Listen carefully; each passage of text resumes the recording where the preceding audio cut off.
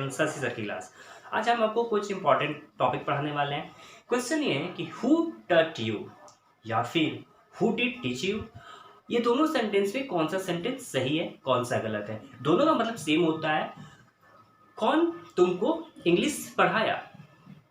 अब प्रॉब्लम ये है कि हम लिखें क्या, हु टॉट यू लिखें या हु डिड टीच यू लिखें। तो हम आपको आज क्लियर करने वाले हैं कि किसका यूज कब होता है। तो चलिए स्टार्ट करते हैं आज की क्लास। अब देखिए, सारा खेल है हेल्पिंग वर्ब मतलब कि एक्सिलरी वर्ब का। पास्ट इंडेफिनिट में हम डिड का यूज करते हैं। अब क्वेश्चन ये है कि हम डिड कब यूज करेंगे कब नहीं। अब देखिए, who did you meet, who did you meet, इसका मतलब ये हुआ कि तुमसे कौन मिला था।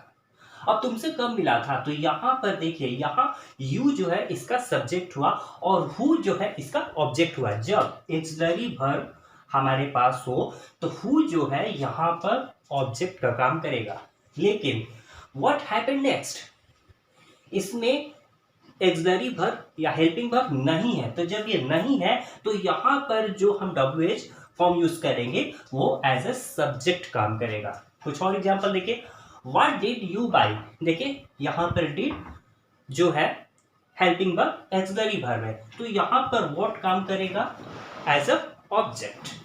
हु टॉट यू इंग्लिश, इसमें एक्सिलरी या मेन वर्ब नहीं है, तो यहां पर हु जो है वो सब्जेक्ट की भांति काम करेगा। इसका मतलब ये हुआ कि कौन तुमको इंग्लिश पढ़ाया था, कौन तुमको इंग्लिश पढ़ाया था। यू जो है ऑब्जेक्ट है और हु सब्जेक्ट। और यहाँ पर देखिए, who did you teach English, same है। इसका मतलब भी वही होता है कि तुमको इंग्लिश कौन पढ़ाया था। इसका मतलब ये हुआ कि तुमको इंग्लिश कौन पढ़ाया था। अब यहाँ हु जो है वो एज अ ऑब्जेक्ट काम करेगा और यू जो है वो सब्जेक्ट की भांति काम करेगा। लेकिन अगर इस सेंटेंस में आप हेल्पिंग वर्ब एक्सिलरी वर्ब हटा देंगे तो हु अब सब्जेक्ट बन जाएगा और यू ऑब्जेक्ट बन जाएगा। ये तो आप अपने रियल लाइफ में यूज करते होंगे लेकिन कभी इस पर ध्यान नहीं दिए।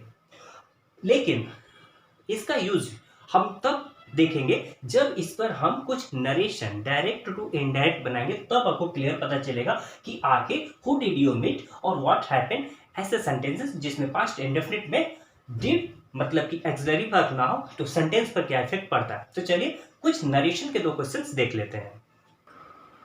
देखिए, ये नरेशंस है, आप रिमाइंड कीजिए।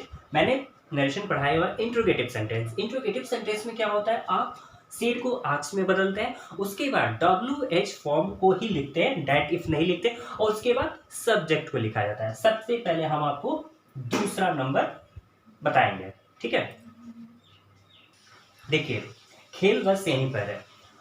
आई said to him why did you insult my brother, I asked him why, उसके बाद subject, why he had insulted my brother.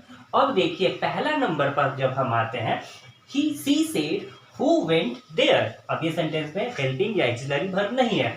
इसका मतलब ये हुआ कि हु जो है एज अ सब्जेक्ट काम कर रहा है। सी आस्क्ड हु हैड, अब देखिए यहां पर कैसे चेंज होगा। और यहां पर क्या था, यहां पर मैंने सब्जेक्ट को ही लिखा था, लेकिन यहां पर देखिए यहां पर हु पहले आ गया। इसका मतलब हु ही यहां पर सब्जेक्ट है। जैसे कि मैंने थोड़ी देर पहले बताया था कि इस तरह के सेंटेंसेस में एक्सिलरी वर्ब ना हो अगर, तो वो सब्जेक्ट होता है, और एक्सिलरी वर्ब आ जाए तो ऑब्जेक्ट होता है।